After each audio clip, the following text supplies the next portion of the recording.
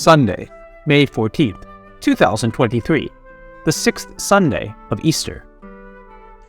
The disciples understood that Jesus was leaving them.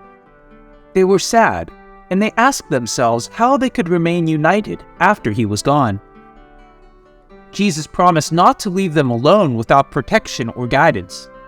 He said that he would pray to the Father, and he would send the other Paraclete, who will be with them always. Jesus clarifies that the Spirit can be received only by those who are in accord with him, with his plans, and his works of love. The world cannot receive it. What is this world to which the Spirit is not destined? Are they the pagans, those far away who do not belong to the group of disciples? Or the members of other religions?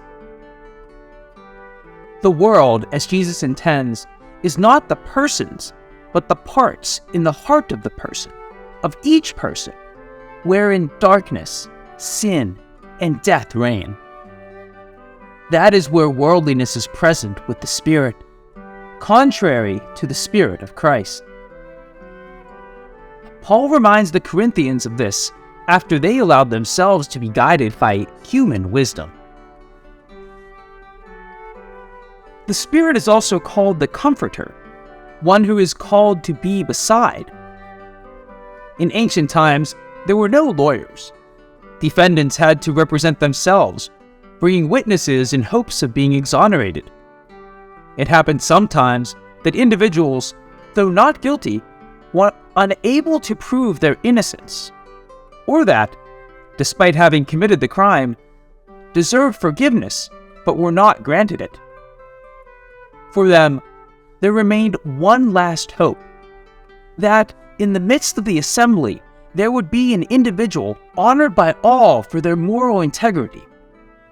That blameless person, without uttering a word, would get up and stand at the side of the accused.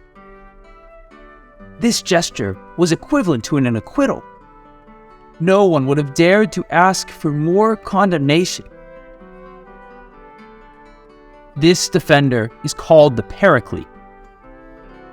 That is, one who is called to the side of another who is in trouble.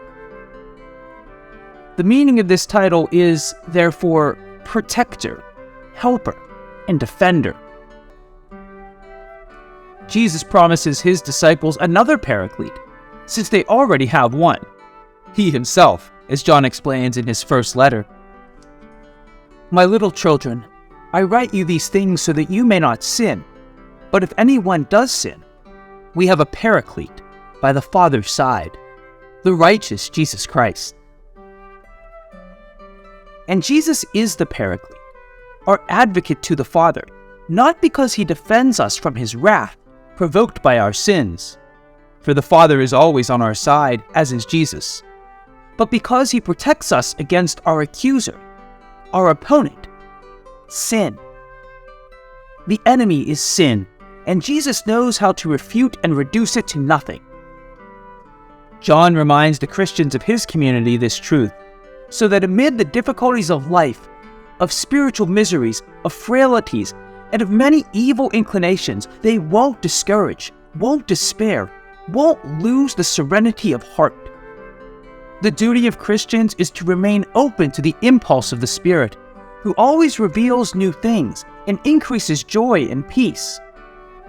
The Spirit will help us to pray better and will free our hearts from useless fears.